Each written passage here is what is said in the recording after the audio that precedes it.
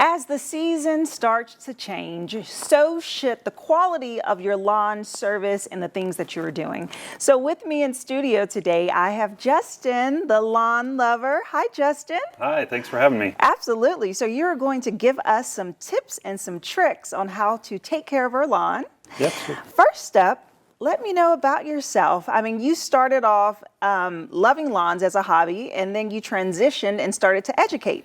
Yeah, exactly. So I had a job in college where I did landscaping and lawn care, and got out of college back in 2012 and started my real job, as I call it. And just since we bought our house, kind of just had a passion for trying to get the lawn looking good because it looked terrible when we first started.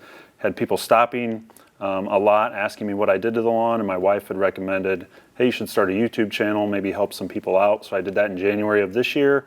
And it's kind of just snowballed from there and taken off. So I love helping people with their lawns. Yeah, absolutely. And so right now, with it being fall, this is an interesting time, right? Because the seasons, the leaves are changing, and people may assume that this is a time to not take care of the lawn and just say, okay, well, let winter happen. But you recommend against that. Yeah, I would recommend against that. So you can take care of your lawn.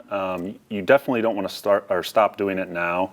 If you push on through, I usually go to the end of October, first part of November, when the ground starts to freeze and you get the snow falling. That's usually Mother Nature's sign to stop. But now is a crucial time to take care of your lawn in preparation for next season if you want it looking good next year.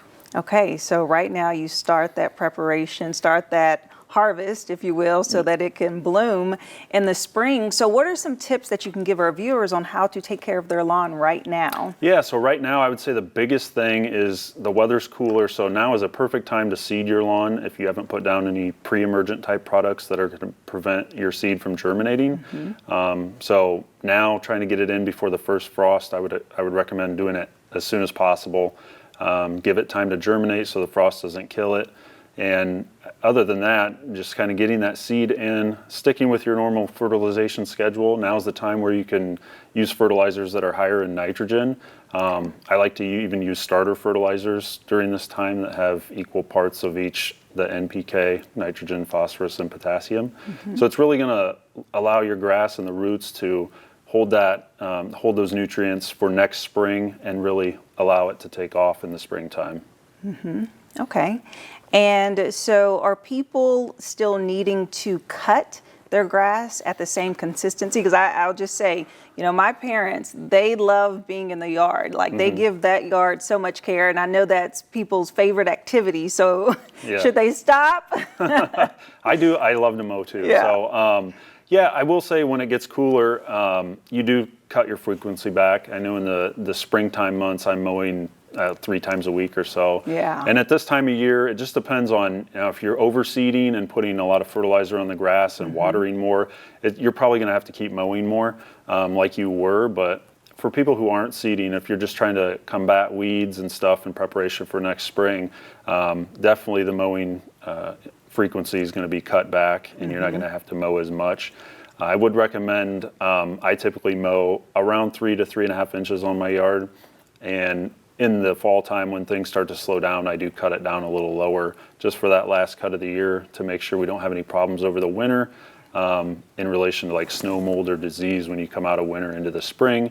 It's really going to help you in the spring with less issues in your lawn. Okay, that sounds great. And as far as planting flowers, perhaps, I mean, that's really nice for the spring. Yeah. So around what time of year should people start that process? Yeah, so I mean, when I did landscaping and stuff, we did a lot of planting in the fall time. Just you want to get it in before the ground freezes, obviously, but now would be a perfect time to plant shrubs and stuff in preparation. Get them at least rooted before wintertime sets in, and then get them to take off in the spring as well, so you can kind of cut that time that you have to do that in the spring, and it'll come up looking nicer in the springtime. Nice. And out of all of the videos that you've posted so far with your tips and tricks, what has been the most popular? I did a video about a month or so ago about getting rid of creeping Charlie in your lawn. So it sounds like creeping Charlie's a ground ivy. It's basically a weed that grows underneath the ground. So it's kind of hard to get rid of. So the roots will grow underneath the ground. And I did a video on that, on how to eradicate it, and it's really taken off on YouTube, and a lot of people are having success with the product I use. So it's stuff like that I enjoy helping people, just knowing that they can pick up something free and easy off YouTube and use it, apply it to their own lawns, and take care of things without having to pay a lot of money for somebody to come do it for them. Exactly. Well, that's wonderful. Thank you so much, Justin, for coming in and sharing your tips and tricks with us. And if you want to learn more about him and his videos, we'll be sure to include the YouTube link below. We'll be right back. Living Local 15, proudly driven by the Kelly Automotive Group.